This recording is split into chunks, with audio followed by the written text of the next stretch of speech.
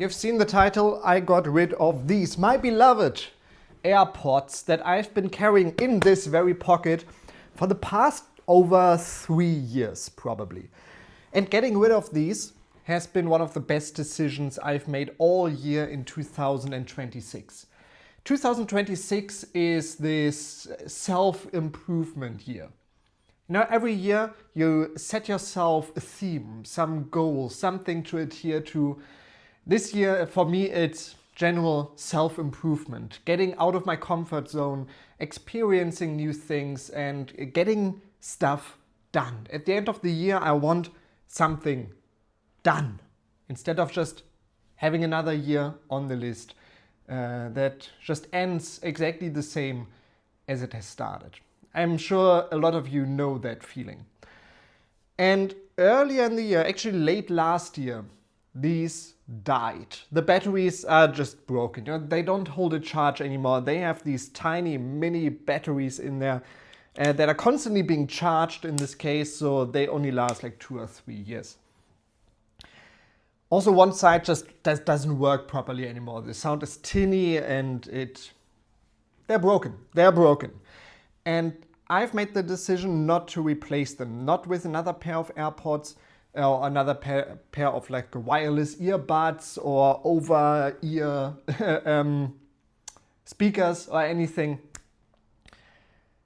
I decided to get rid of it because I wanted to tackle one big problem that I've been struggling with for like 10 years, and that is addiction.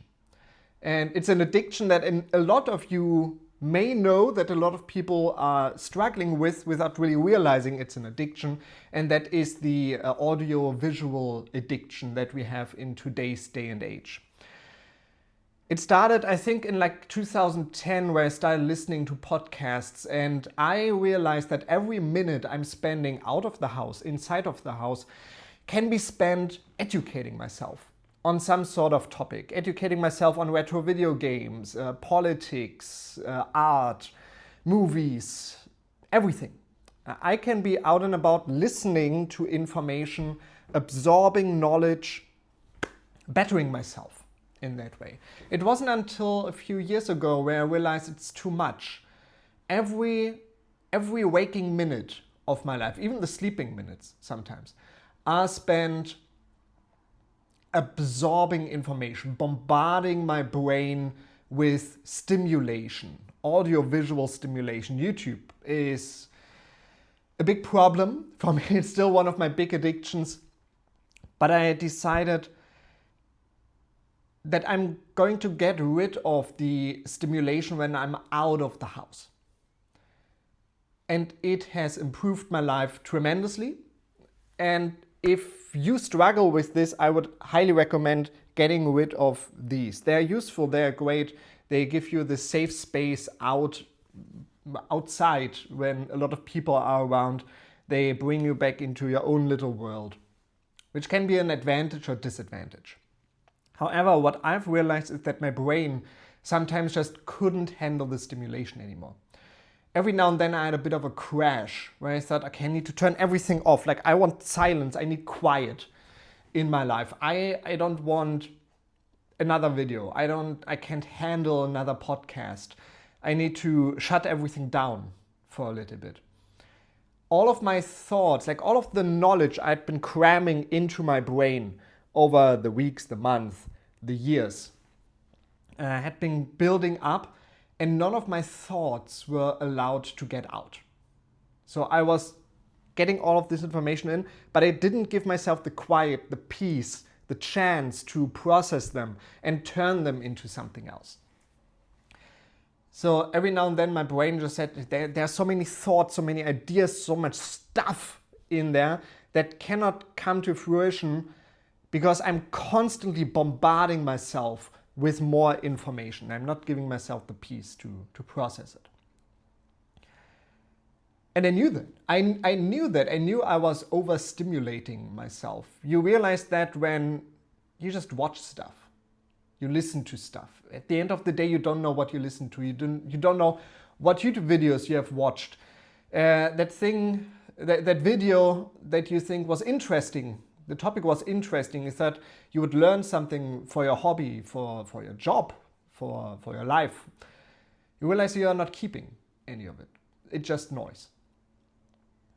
And I didn't want that anymore. I was living my life in the duration of YouTube videos. Like, I couldn't leave the house before the video was finished. I couldn't go out unless I picked the podcast to listen to on the way. And that's really crippling. That is an addiction. When I forgot these at home, I had little panic attacks. I had cold sweats breaking out. I had to return. It's like forgetting a cigarette. When you're a cigarette addict, forgetting a cigarette. Not having cigarettes is not an option.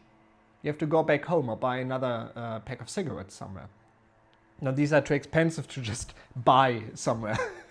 So I had to go back home and get these. But when I forgot them and decided not to get them, I realized my day was more peaceful, more quiet. I could think more, I could process more, I could see more. All of my other senses were sharpened because I was not cramming information into my brain constantly. So I realized it was too much. And when these finally broke, I stood in front of the AirPods shelf in the electronics store multiple times, thinking, oh, let me just get these. They're on sale right now. Like, they're the last model, just stock that left over, selling them for like 120 euros. I thought, oh, that's cheap. I can use these for another 2 or 3 years. And I told myself, no, I'm not going to do that. What I did instead, I go on runs regularly. I got my very old iPod out, like the first generation iPod Touch. And then got a pair of headphones with the audio jack in it. I cannot physically put that into my modern phone to listen to modern podcasts. But I have my iPod, I have some music on there. When I go on runs, I can listen to that music. I do not have the vast library of a Spotify account. Where I have to choose what to listen to. No, I have my music on there, I put it on shuffle, I go for a run. And that is a freeing feeling. So I think that is the balance that I've struck here. And